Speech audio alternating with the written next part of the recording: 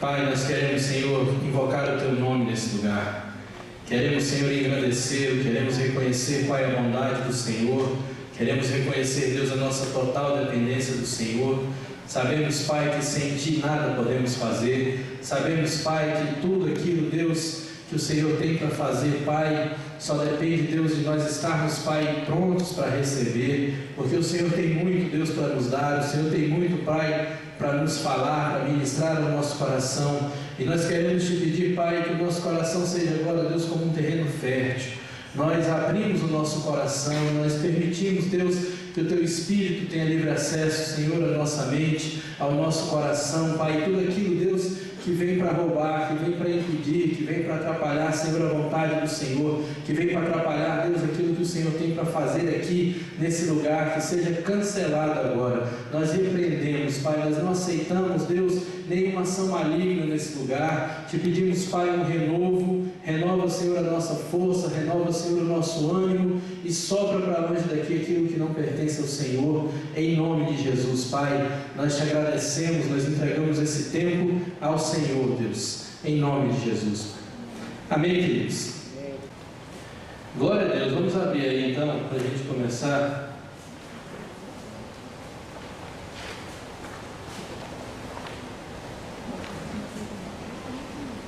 Na página 3. Aqui a gente vai estar estabelecendo alguns fundamentos a respeito da libertação. A gente vai criar toda uma estrutura, todo um alicerce, um fundamento, para a gente depois começar a falar sobre a libertação em si. Então essa página 3, ela vai estar fazendo uma reflexão, nós vamos estar fazendo agora uma reflexão sobre o sofrimento. Nós vamos dar uma pensada a respeito da vida. Quando alguém procura aconselhamento, quando alguém procura libertação, a primeira coisa que a gente vê é que ela está passando alguma situação que está causando sofrimento. Então, assim, dificilmente alguém vai pensar, não, eu preciso de um aconselhamento, ou eu preciso de uma libertação, ou eu preciso de algo nesse sentido, de um psicólogo, de um psiquiatra, se ela não estiver passando uma situação na vida dela que esteja causando sofrimento. Normalmente a gente está e a gente atende pessoas que estão vivendo extremos sofrimentos na vida. E a gente vai falar um pouco sobre essa questão do sofrimento, porque como nós falamos um pouquinho semana passada, e a gente vai falar mais agora, sofrimento é uma palavra que tem sido muito confundida, muito mal compreendida no contexto evangélico. Então o crente atual, o cristão de hoje, ele tem uma dificuldade muito grande de entender a questão do sofrimento. Dificilmente a gente encontra alguém que passa por uma situação de sofrimento com uma postura correta, com uma postura madura, com uma postura bíblica diante daquela situação. Ou a nossa tendência é espiritualizar tudo e culpar a Deus por todas as coisas, ou a nossa tendência é acreditar que tudo é casual e que todas as coisas fazem parte de uma coisa inexplicável. A gente começa a perceber que o sofrimento tem sido algo muito complicado no meio cristão. E a teologia que tem sido criada a partir de alguns segmentos evangélicos, a gente começa a ver, principalmente nessa visão do neopentecostal, eles criam essa ideia de que o crente não pode sofrer. Existem pessoas que são categóricas, pastores, pregadores, que são categóricos em dizer que o sofrimento não deveria fazer parte da vida do cristão.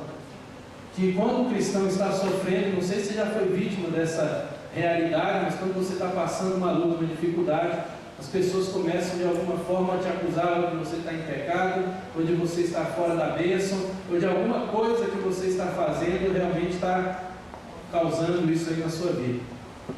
Então a gente vê que essa ideia de que o crente não sofre é uma ideia que não tem respaldo bíblico. Essa ideia de que o cristão não vai passar por sofrimento, por lutas, essa ideia de que todas as enfermidades que a gente tem, a gente ora e Deus vai curar, essa ideia de que tudo aquilo que a gente passa, a gente tem o direito ali de alguma forma de sair daquele sofrimento, ela precisa ser muito bem avaliada, porque a gente precisa saber classificar a questão do sofrimento da nossa vida, para nós sabermos nos posicionar diante dele. Então, algumas coisas que a gente vê aqui, a primeira questão é o sofrimento. A gente vai dividir em duas classes, não porque o sofrimento ele é dividido assim, mas uma forma didática, uma forma da gente estar entendendo melhor, em duas categorias, com algumas subcategorias, e a primeira é o sofrimento casual. Então, o que seria o sofrimento casual? São sofrimentos que não temos responsabilidade direta, que muitas vezes não podem ser explicados, e não podemos fazer nada, ou podemos fazer muito pouco para mudar, amenizar ou desfazê-los, como a perda de alguém amado, uma catástrofe natural, um acidente, etc. Então, existem sofrimentos na vida que nós estamos sujeitos a esse sofrimento pelo simples fato de nós estarmos vivos.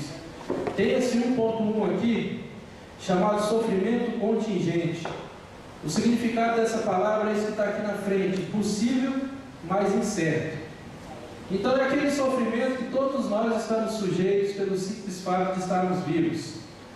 Todos nós estamos sujeitos a passar por alguma dificuldade na vida, e por alguma coisa, por algum acidente, uma enfermidade, a perda de alguém que nós amamos. Você pode estar de repente num lugar e a coisa acontece ali, você sofre com aquela situação, e são coisas que a gente não tem uma responsabilidade direta. Não foi culpa sua, não foi porque você fez alguma coisa que trouxe sobre a sua vida aquele sofrimento. E muitas vezes, quando nós pegamos esse sofrimento contingente, essa coisa casual, essa coisa pelo simples fato de nós estarmos vivos, e espiritualizamos isso, nós começamos a entrar numa esfera de um problema sério. Primeiro, você não encontra a resposta. Segundo, você tem a forte tendência de partir para questionamentos da bondade de Deus. Então é assim, passei uma situação, a gente viu algumas situações acontecendo um tempo atrás, que você fala, não tem explicação, não tem porquê. Existe sofrimento que não tem porquê de você dizer, muitas vezes a gente espiritualiza a coisa, não, Deus ele fez isso para aquela pessoa aprender, Deus ele colocou aquela pessoa naquela situação. Existem casos que Deus trata assim, mas existem casos que a gente não vai encontrar uma explicação.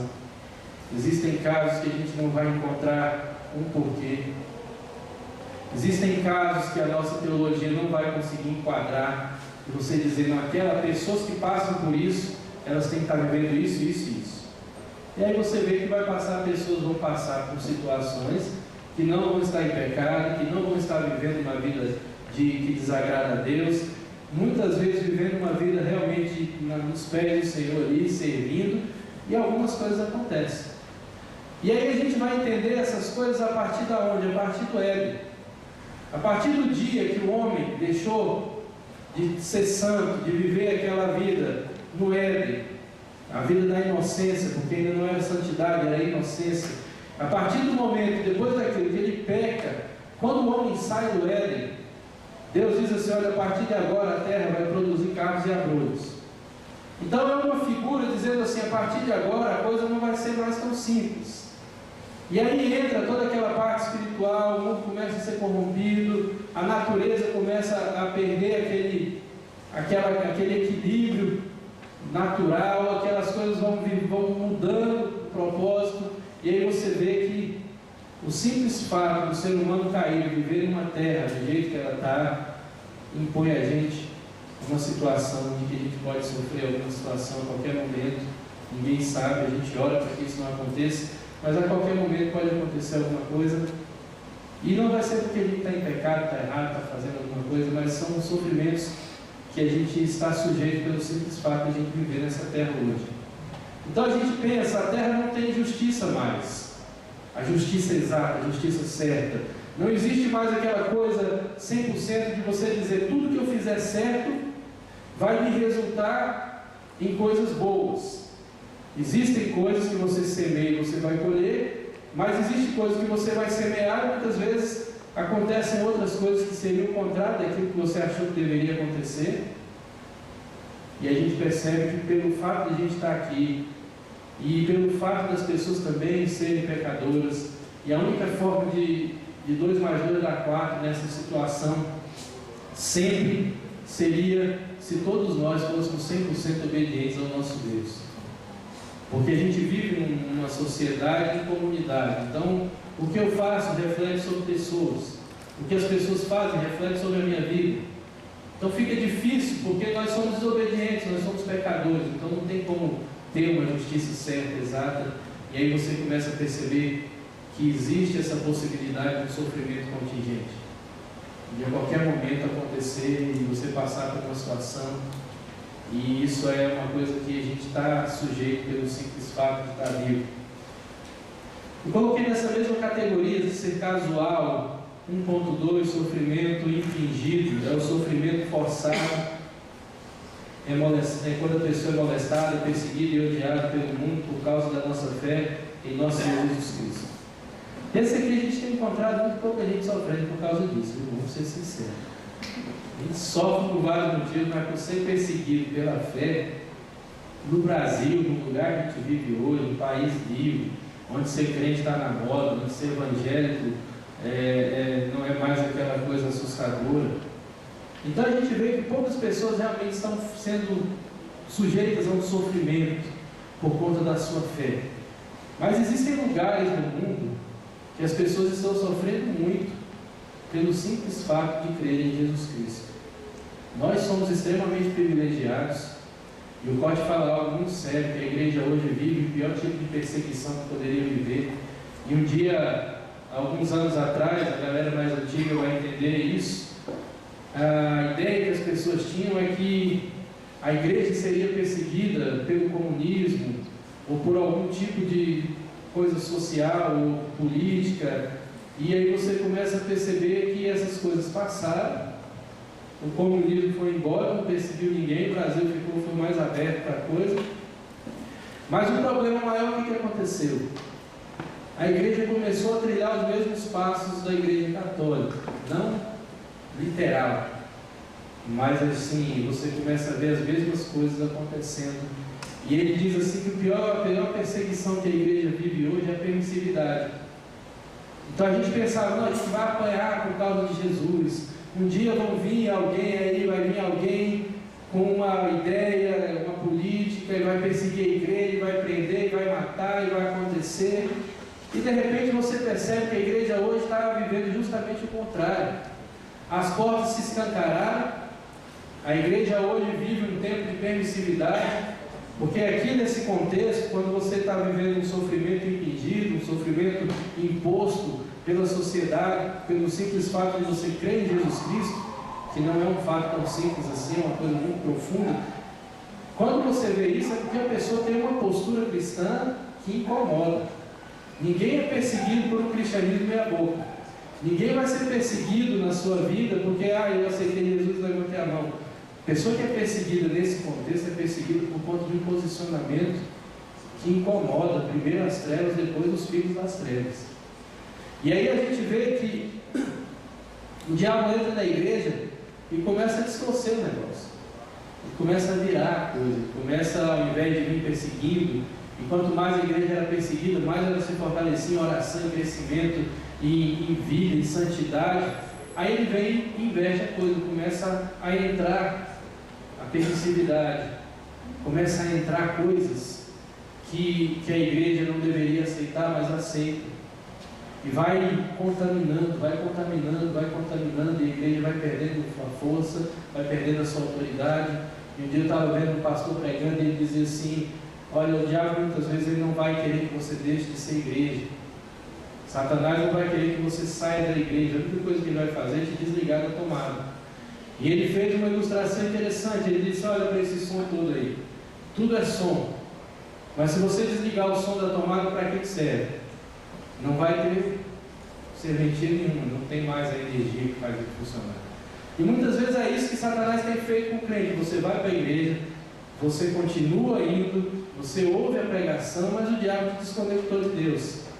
Então você tem todo o aspecto de crente, você tem todo o potencial de cristão, mas você não exerce, você não funciona, você não faz diferença, porque o diabo veio e tirou você da tomada. E como que Satanás tira a gente da tomada? A partir do momento que entra isso que eu estou falando, essa permissividade, a partir do momento que a gente começa a negociar os princípios de Deus, a partir do momento que aquilo que era abominável há tempo atrás, hoje já se torna aceitável, coisas que a gente vai aceitando numa caminhada, e isso vai corrompendo o ser humano, vai matando esse potencial cristão. E se a gente não pensar em mudança, em arrependimento, se a gente não começar a trilhar esse caminho, a gente vai passar a vida inteira como um crente que vai para a igreja, levanta a mão, canta, eu sou livre, eu acho tudo muito lindo. Mas no final, quando você olhar para a sua vida, e é importante a gente fazer isso, irmãos, eu pergunto para você, qual o legado que você está deixando hoje na vida? Se de repente, por algum motivo, e nós estamos falando de sofrimento, não vamos assustar mais os irmãos agora, de repente hoje fosse o seu último dia.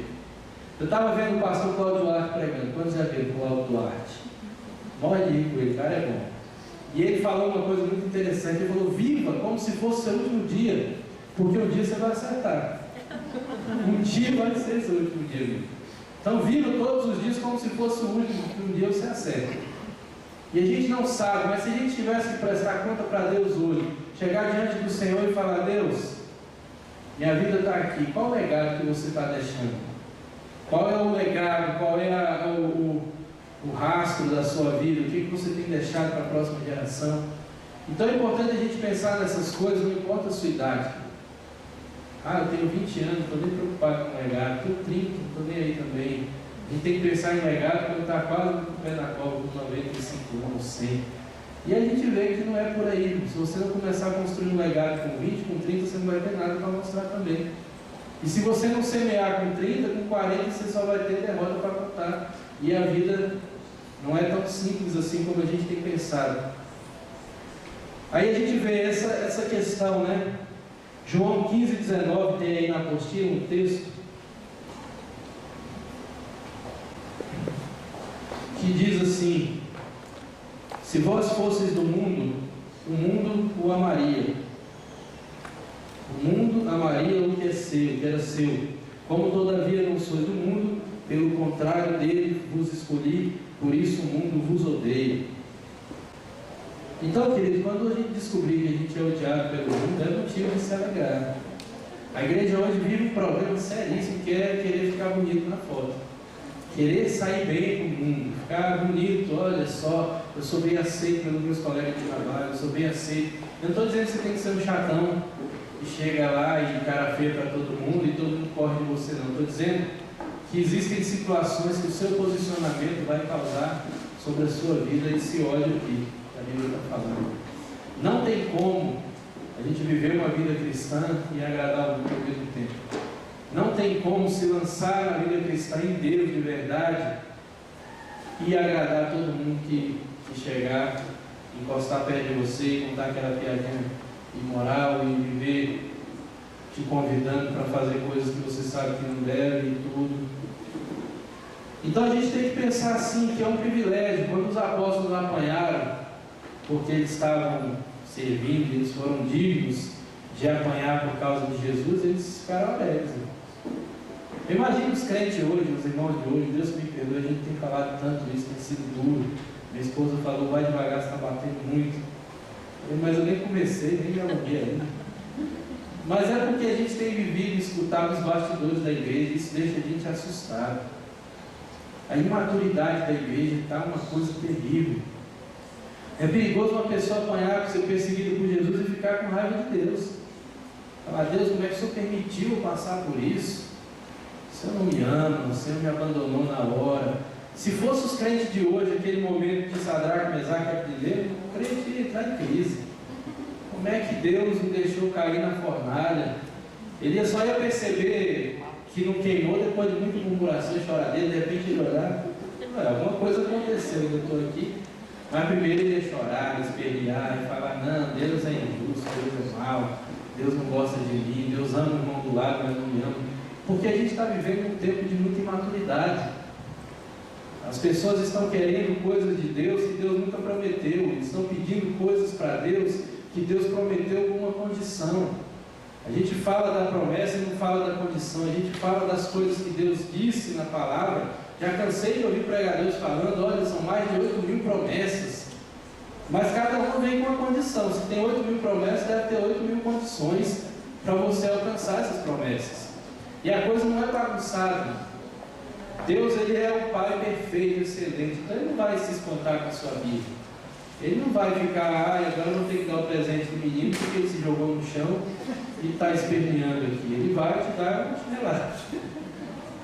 Aí a gente pensa, meu irmão, O propósito de Deus é nos levar à maturidade. É amadurecimento. A gente acha assim, não, eu nasci de novo. Eu vou falar disso mais para frente.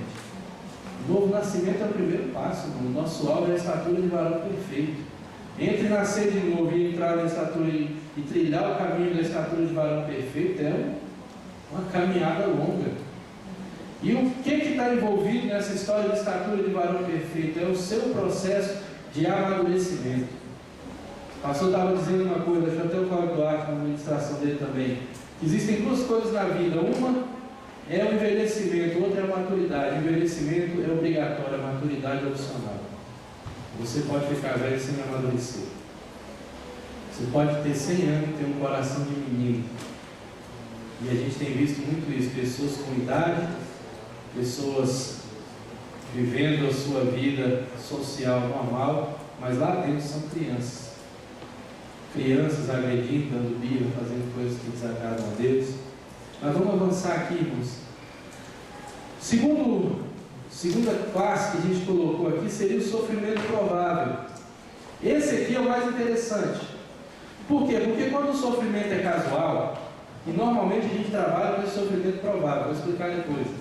Quando o sofrimento é casual, a gente tem pouca responsabilidade, a gente tem muito pouca coisa que a gente pode fazer. Você perdeu alguém que você amava. Se você tiver muita fé, o máximo que você vai fazer é orar e Deus vai saber se vai voltar ou não, se vai ressuscitar ou não. Mas normalmente a gente tem visto que as pessoas que estão morrendo estão indo para a cova mesmo. A gente não vê todo dia essa coisa de morrer, morre gente pra caramba todo dia.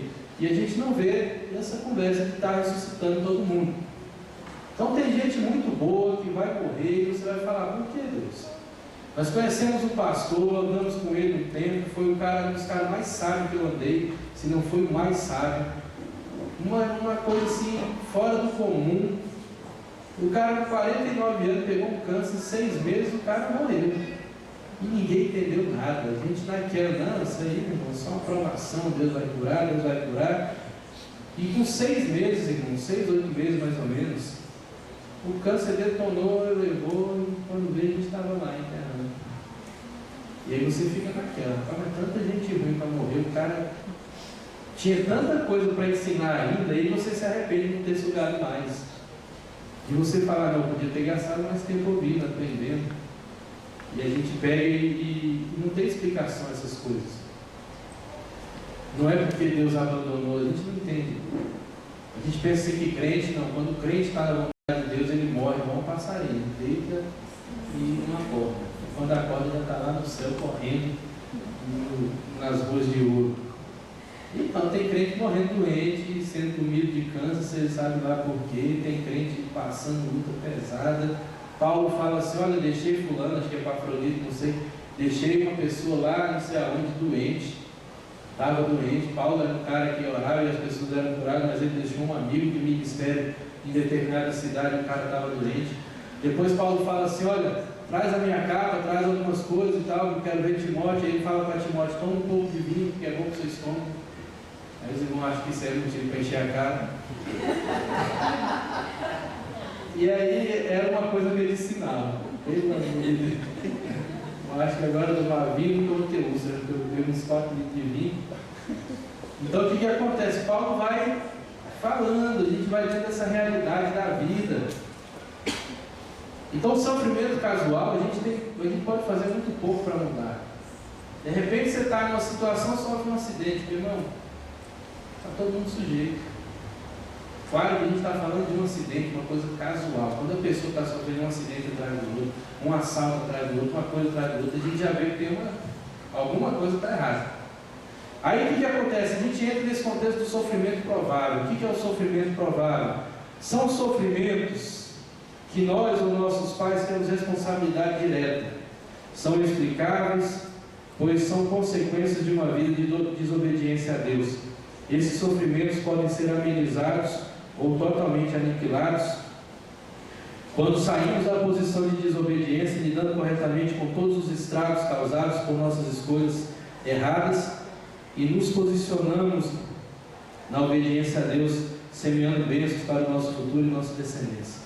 Então o que acontece? Esse sofrimento provável é aquela coisa de que você encontra na Bíblia. Se você for desobediente, vai acontecer isso, isso, isso. E aí provavelmente você vai passar essas situações. A transgressão, a desobediência, o pecado, ele traz consequências, e essas consequências estão na Bíblia, estão sendo mostradas na Palavra de Deus, e quando a gente insiste numa vida de desobediência, você pode ter certeza que isso vai vir sobre a sua vida como uma consequência pesada. Então a primeira aqui que a gente coloca é o sofrimento arredado ou recebido. Esse é o sofrimento que a gente tem mais dificuldade de entender, porque ele é injusto. Ele não está ligado a uma visão de justiça. Que a gente pensa assim, o menino, a mãe prostituiu a vida inteira, virou HIV positivo, o filho nasce, não tem nada a ver com a história, e nasce com um vírus também. Aí você pega toda aquela coisa de enfermidades que nascem em crianças por causa de uma vida da mãe, de drogas, e a gente olha e pensa, o que essa criança tem a ver com isso?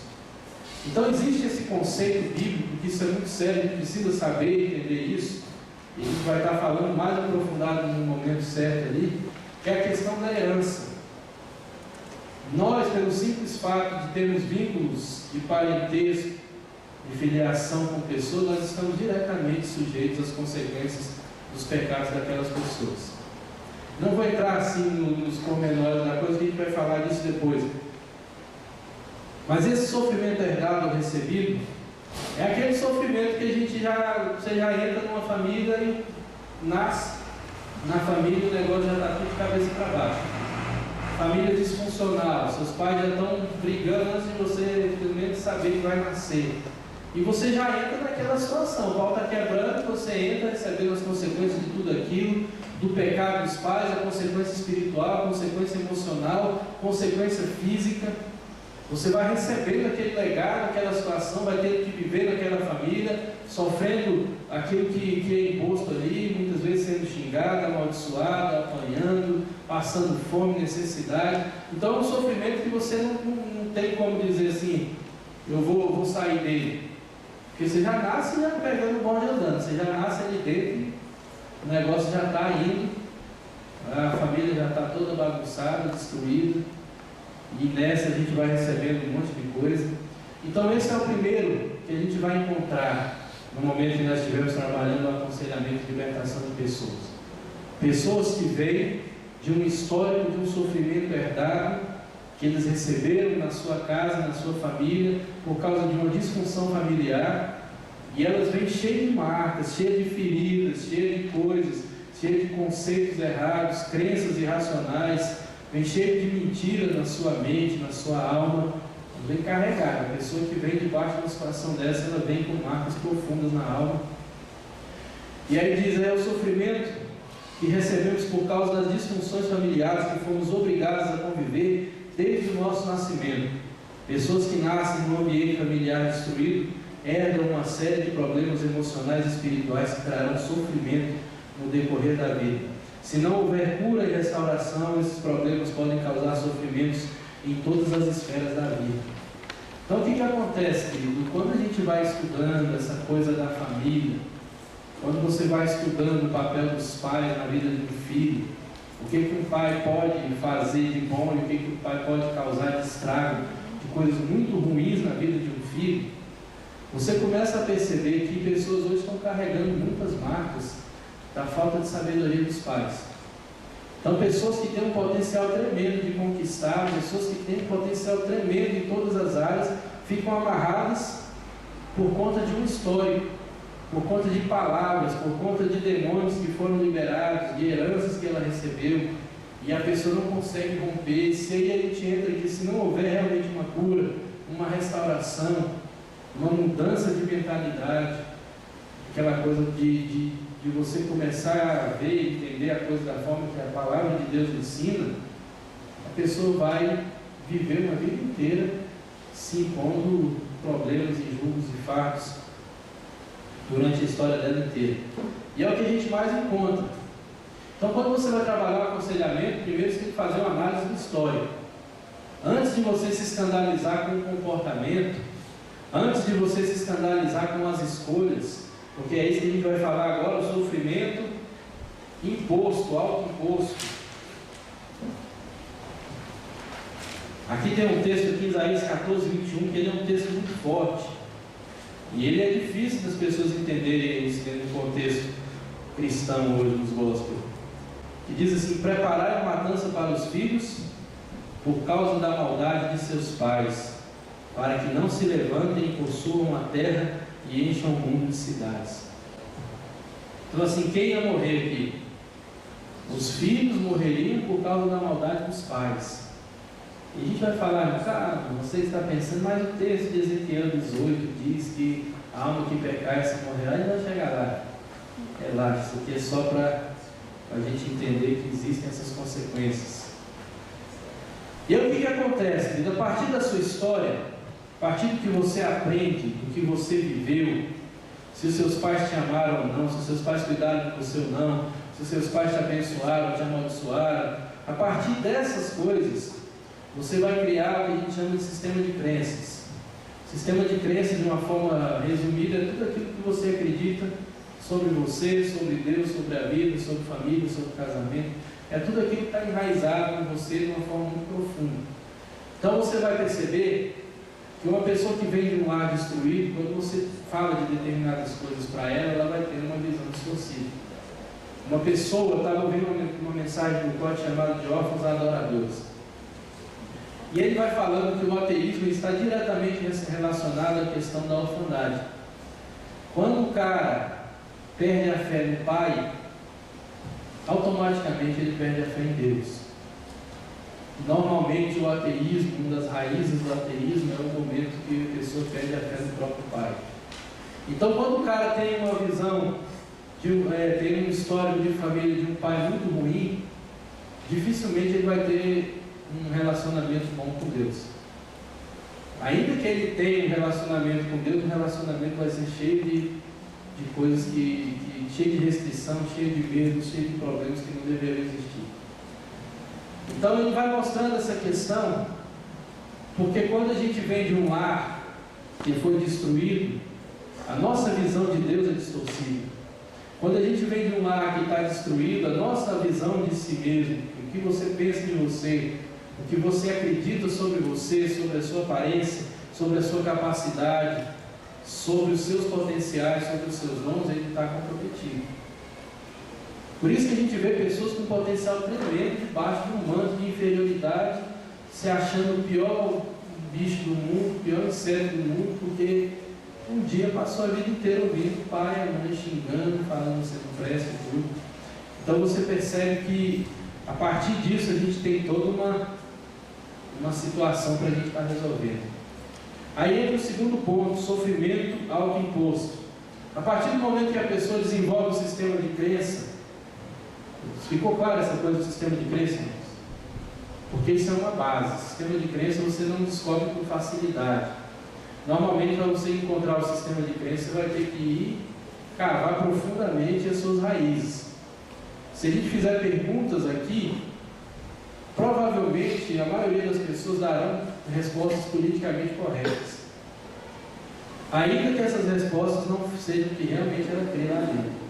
E muitas vezes a gente se assusta com algumas atitudes que a gente tem, porque a nossa resposta politicamente correta é uma, mas no momento da crise a gente faz coisas que a gente fala, meu Deus, e o sistema de crença que está dizendo para você o que você tem que fazer.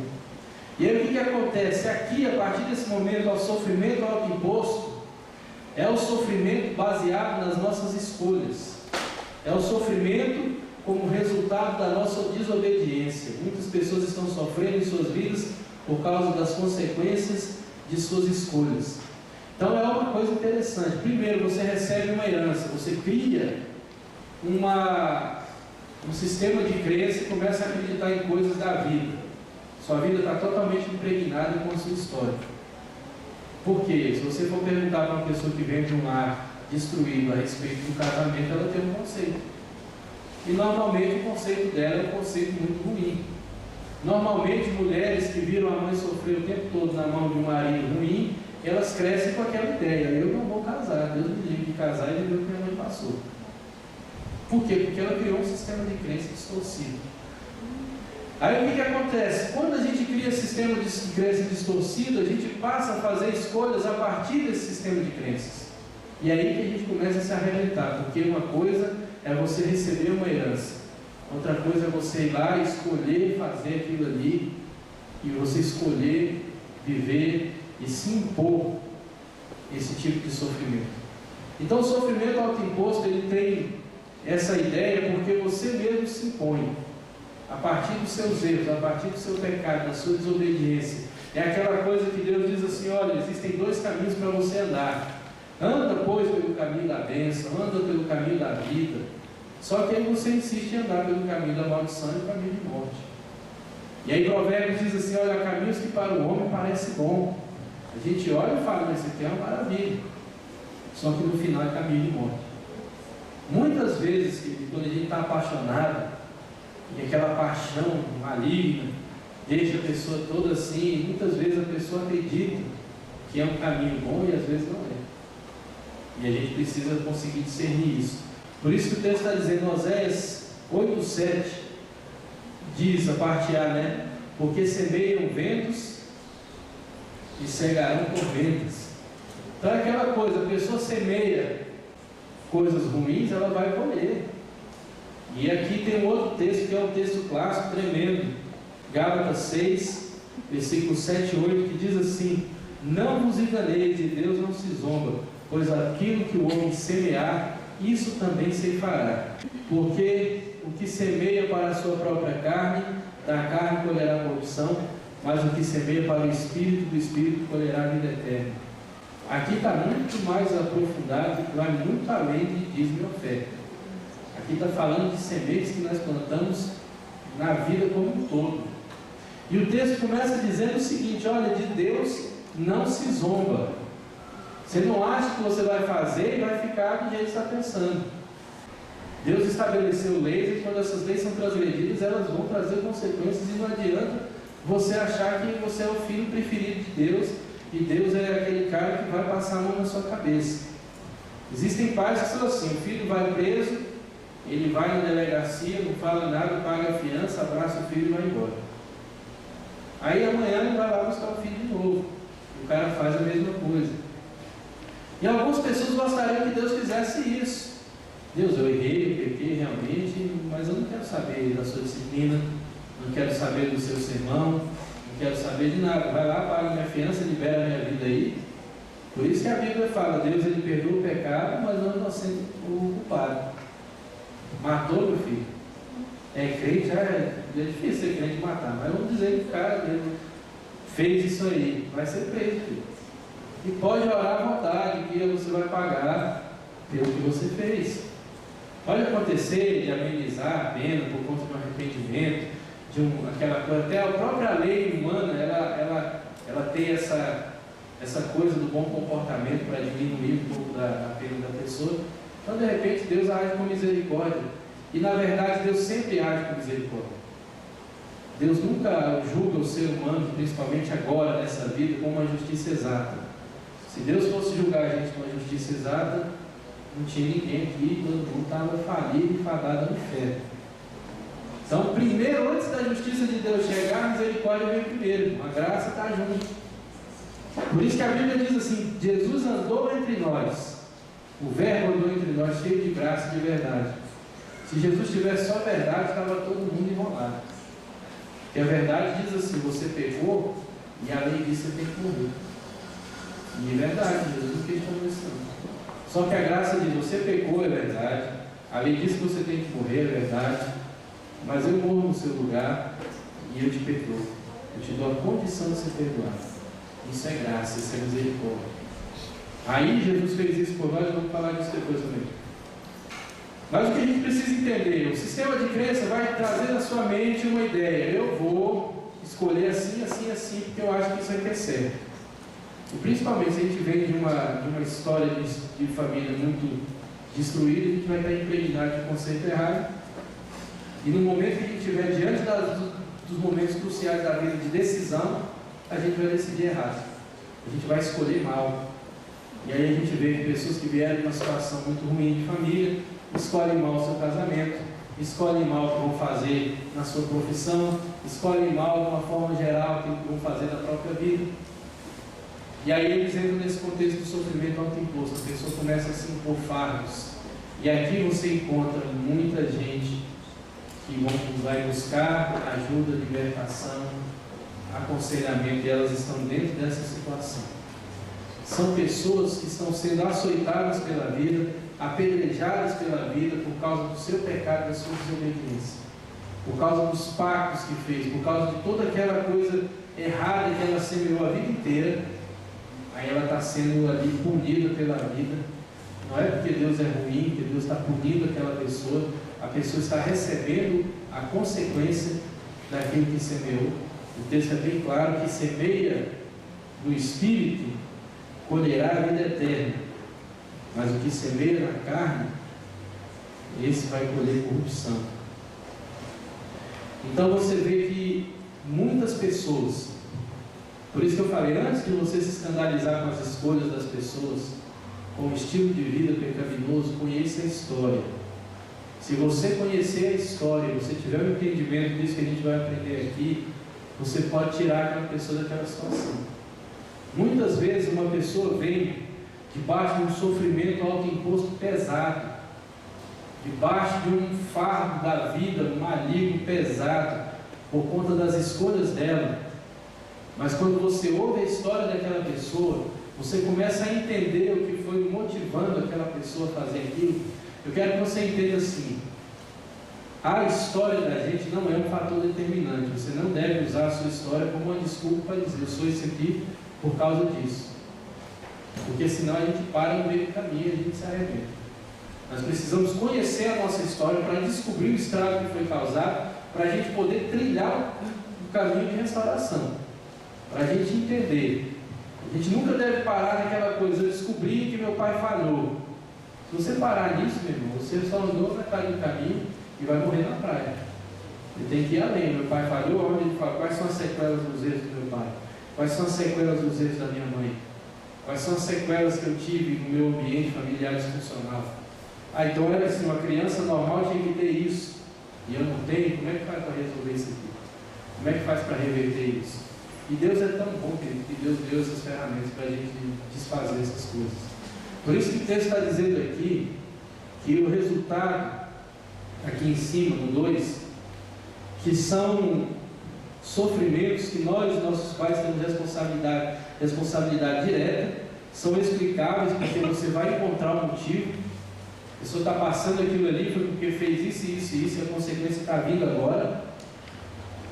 E ele fala que tais são consequências. Esses sofrimentos, aqui é a parte boa, podem ser amenizados, podem ser totalmente aniquilados, você pode acabar com aquela situação a partir de um posicionamento seu de arrependimento e de obediência a Deus. Então o que acontece? A gente não deve ser vítima da nossa história. A gente tem que, claro, que vai trazer consequências, mas a gente deve ir além disso. Se a gente conseguir reagir, passando para ir além dessas coisas, a gente começa a andar nessa restauração. E Deus é tão bom que Deus ele preparou tudo isso na palavra dele, tudo isso para nós, seja na intercessão, seja no princípio aplicado, seja a hora que você perdoa. Quando você fala não tem mais jeito, tem como orar para quebrar isso aí no mundo espiritual e liberar de uma forma profética, sempre tem uma válvula de escape, sempre tem uma forma correta de lidar com o problema. Só que muitas vezes vai ter que ter posicionamento e vai ter que sair da passividade. E a passividade hoje é uma coisa que está destruindo o povo de Deus, porque a gente quer que as pessoas orem por nós, mas a gente continue vivendo a mesma vida. É o crente 6 horas, né? 6 horas e eu vou pecar. E quando a foice se levantar para cortar o pescoço, 6 horas mais um pouco, e pede para Deus ter misericórdia e a pessoa continua vivendo. Então o que acontece? Quando a pessoa chega para buscar um aconselhamento, ela vai chegar debaixo desse jugo.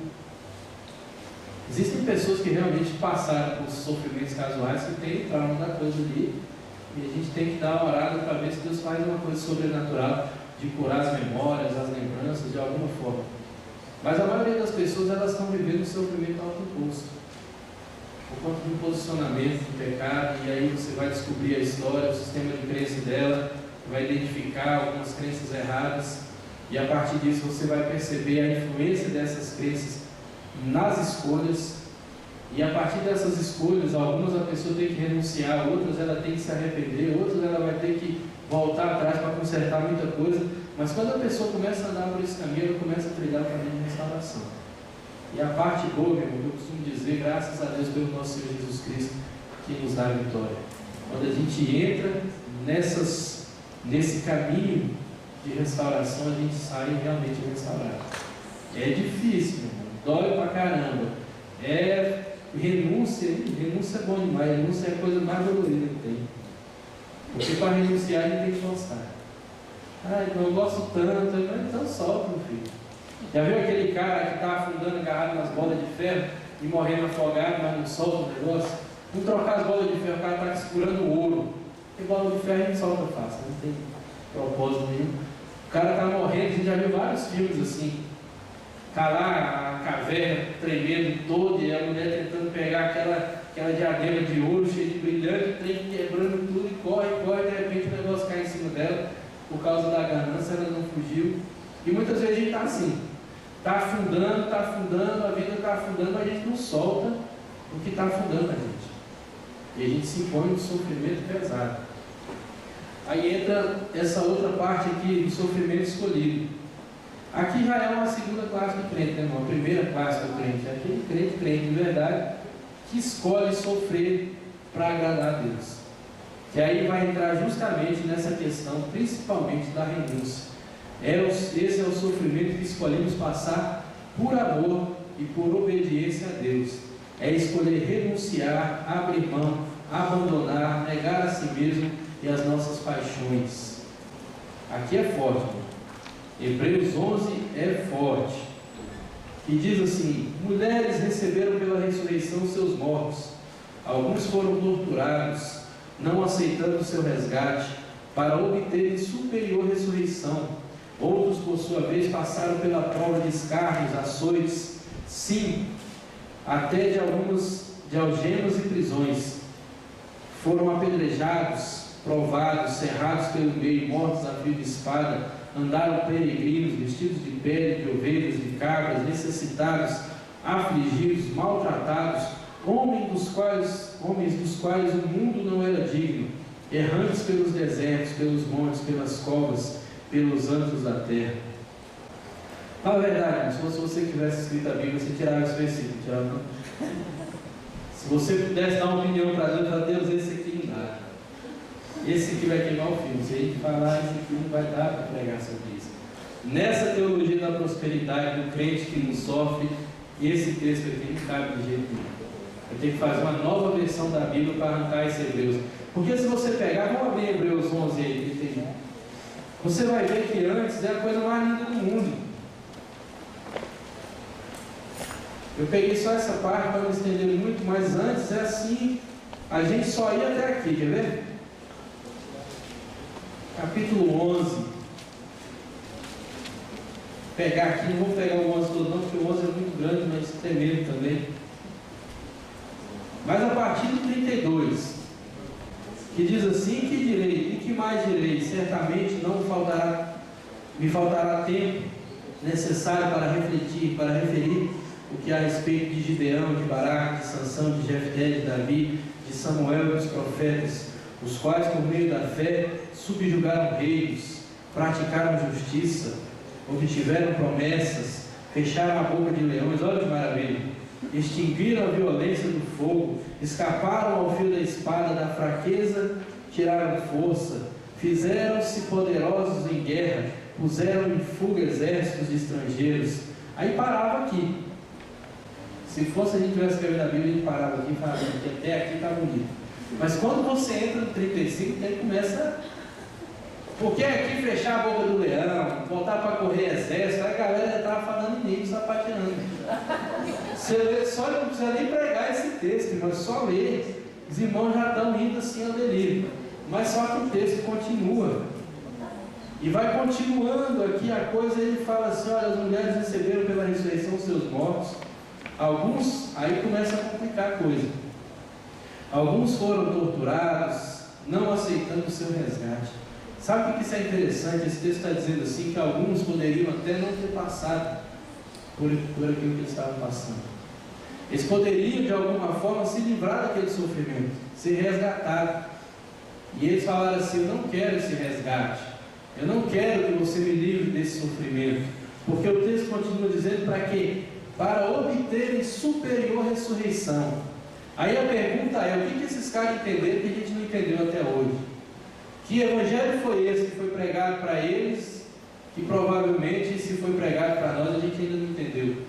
Que a pessoa é capaz de negar o seu resgate. Qual é a primeira atitude do crente diante do sofrimento?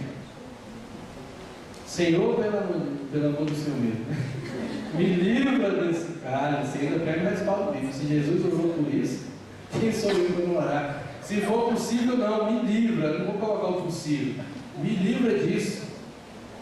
E assim, se o deserto começar a ficar comprido demais, a coisa começar a ficar complicado mesmo. Você já leu o livro de Êxodo todo? Não vou responder não. Uma vez eu perguntei para o irmão: você já leu tal texto? Ele falou: já li a Bíblia toda. Quando você me perguntava, você me pergunta assim: se você lembra o que está escrito. O irmão ficou ofendido. Mas provavelmente quando você lê o livro de Êxodo todo, você vê que o povo de Israel era uma canseira. E você vai ficando assim: cara, não acredito que esses caras estão reclamando de novo. Aí estão chorando porque estão cansados de comer maná. Ai, queria comer carne. Aí Deus vai lá e manda carne. A Bíblia diz que eles comeram tanto que saiu pelo nariz. E aí o povo está lá, morrendo ali, farto, e fala: agora eu estou com sede. E aí a água não estava ali a distância de esticar o braço, né? Tinha que encontrar essa água, e a água não aparece, e começa a murmuração de novo: ah, agora eu estou com sede. Para que Deus tirou a gente do Egito? Vai que a gente era feliz. Ah, estou com saudade da cebola. Já viu que os caras têm saudade de cebola, de pepino, que coisa, mano. Se fosse pelo menos alguma coisa boa. E o cara tá, que eu estou com saudade do Egito, e começa com essa agonia. E a gente fala: cara, que povo canseira. Meu irmão, aquilo ali é um espelho. Se você tiver condições de você for sincero, você vai se ver. Eu não sei se você já murmurou porque você pagou uma conta de luz hoje, mas a mulher chegou de água, e a água era mais cara. Aí você fala do dia que Deus manda de luz, se Deus é bom demais, Deus é provedor, aí chega de água. Passa um dia, passa dois, vai chegando perto do vencimento, nem venceu aí, mas vai chegando perto e começa aquela murmuração: Deus não me ama, Deus não gosta de mim, aquela comigo. E a gente fica nessa coisa de ficar, de alguma forma, olha o povo de Israel naquela situação, e algumas pessoas já vêm dizendo: olha, se eu fosse Moisés, você está doido, não dá mais de matar todo mundo. Aonde que eu ia interceder por esse povo? Mata tudo, vamos começar de novo. E aí você vê que, na verdade, aquilo ali é uma característica do ser humano. Aquilo está impregnado na gente. Nós somos daquele jeito. Se a gente for sincero, hoje a gente louva a Deus, amanhã a gente murmura. Da mesma boca que abençoa, amaldiçoa. E é uma coisa terrível. Da mesma fonte está saindo água limpa, água suja, que mistura tudo. Eu nem sei se tem como sair água limpa e água suja, mas vamos dizer que tem. Da mesma fonte está saindo. E a gente começa a perceber que nós não estamos preparados para lidar de forma madura, muitas vezes, com as situações que a vida traz. Por isso que quando a gente lê um texto desse, a gente fala: cara, esse texto não faz sentido. Esse texto não encaixa dentro da visão gospel. Ele não encaixa dentro dessa política, dessa teologia do não sofrimento. Como é que o cara foi torturado? Como é que Deus permitiu o servo dele ser cortado ao meio? Como é que Deus permitiu ser morto a fio de espada, andar peregrino, sem ter o que comer, afligido, maltratado? Que Deus é esse? Por que Deus permite e tal? E a gente ia começar a entrar nessa crise. Então, se a gente pudesse dar uma opinião na Bíblia e falar: Deus, tira esse aqui, porque esse aqui não vai dar para explicar direito nessa visão da teologia da prosperidade, do não sofrimento. Corta esse texto aqui. E na verdade a gente ia cortar um monte, né? Ia ter muito texto que a gente ia falar: esse texto aqui não dá não, mas esse texto aqui é melhor tirar, porque depois o pessoal não vai entender, vai ser uma dificuldade para explicar. E quando a gente vê isso, Deus está mostrando coisas muito profundas. E esse sofrimento aqui, esse sofrimento escolhido, é a partir de um posicionamento muito sério. É quando você entende a sua identidade, você entende que você não é um ser dessa terra, que você não vive aqui, vamos dizer, você não vai ficar aqui toda a sua eternidade. A gente quer prolongar os nossos dias aqui como se aqui fosse a melhor coisa do mundo. Às vezes a gente está ali orando, quando as pessoas falam, ó, Jesus está voltando, a gente pensa, Deus, demora mais um pouco aí, pelo menos mais uns 20 anos, porque eu nem casei ainda. Então o cara fala, casei, que acabei de casar, nem usufruí do casamento. Aí o outro fala, acabei de comprar um carro, paguei só umas. Quando o cara é cara de pau, ele pensa, paguei só duas, então volta logo, as outras 58 eu não vou pagar mesmo. Mas a gente fica naquela, Deus está atrapalhando meus esquemas. Deus está atrapalhando eu ser feliz nessa vida. E a gente começa a ver que a gente está muito apegado nisso aqui, e a gente não entendeu quem a gente é, a nossa identidade. Nós não entendemos o que Deus preparou para a gente. Nós não entendemos o que essas pessoas aqui entenderam. Nós não entramos nessa dimensão. A gente ainda está acreditando que é um corpo, que tem uma alma, que se existe espírito nele, ele deve estar em algum lugar por aí. E é justamente o contrário. E esses caras aqui, eles entenderam alguma coisa. Olha, existe um resgate que eu não quero, porque eu quero encontrar uma superior ressurreição. Eu quero renunciar, eu quero abrir mão das coisas que desagradam a Deus para viver aquilo que Deus tem para a minha vida. E muitas vezes aqui a gente pensa, eu tenho que abrir mão do videogame. O irmão está lutando que tem que abrir mão do videogame para poder orar mais. Cara, os caras aqui não estavam abrindo mão de coisa pequena. Muitas vezes eles abriram mão da própria vida.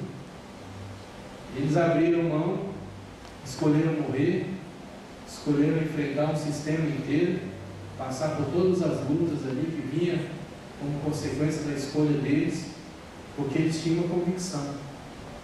A mesma convicção de Paulo, eu pensei em quem eu cumpri. A mesma convicção de Paulo de dizer assim, olha, eu vou chegar no final da minha carreira e vou poder chegar para Deus e dizer, eu completei minha carreira. O que o Senhor tinha para a minha vida, eu fiz. E vai poder entrar tranquilo, ouvindo Jesus dizer, vinde a mim, bendito do meu Pai, porque você foi fiel até o fim. Amém, queridos?